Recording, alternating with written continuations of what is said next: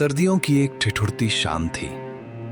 सूर्य धीरे धीरे अस्ताचल की ओर बढ़ रहा था और ठंडी हवाएं वातावरण को और अधिक शीतल बना रही थी। घर के भीतर भी माहौल कुछ वैसा ही ठंडा हो चुका था। छोटी सी बात पर रमेश की अपनी पत्नी सुनीता से कहासुनी हो गई थी। बात इतनी बढ़ गई कि क्रोध में वो घर का दरवाजा पटक कर बाहर निकल आया। चलते चलते वो मन ही मन बड़बड़ाने लगा, पता नहीं खुद को क्या समझती है, हर समय तकरार, हर बात में शिकायत। अब उससे बात ही नहीं करूंगा।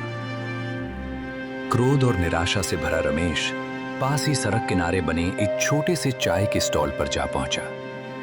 उसने एक गर्म चाय का आदेश दिया और सामने पड़े स्टूल पर बैठ गया। ठंडी हवा के बीच चाय की भाप उसे कुछ राहत दे रही थी।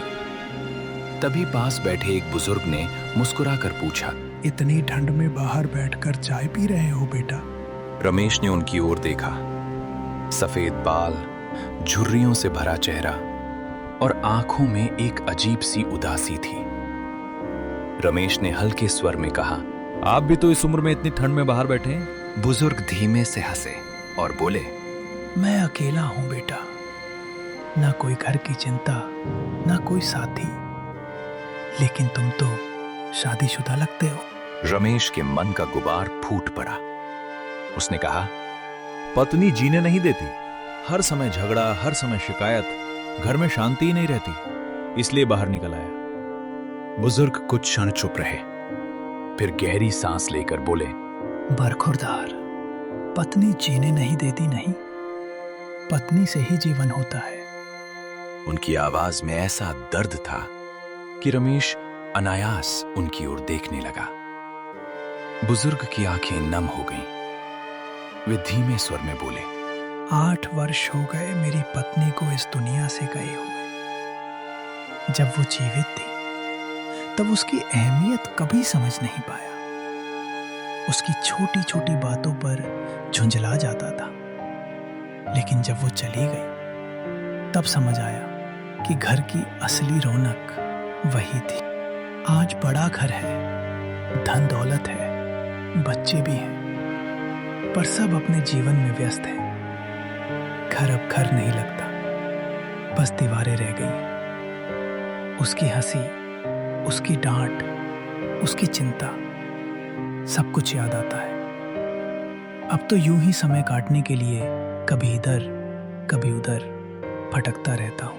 ये कहते कहते उनकी आंखों से आंसू बह निकले। रमेश का हृदय भीतर तक कांप उठा। उसे अपनी पत्नी की बातें याद आने लगी। समय पर खाना देना, उसकी चिंता करना, ठंड में गर्म कपड़े निकाल कर रखना।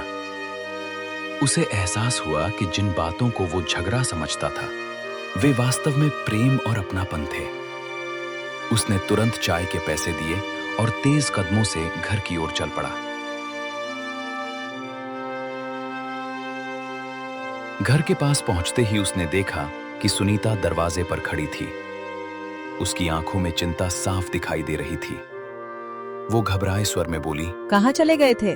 जैकेट भी नहीं पहनी, इतनी ठंड में बाहर घूम रहे हो, बीमार पड़ जाते तो?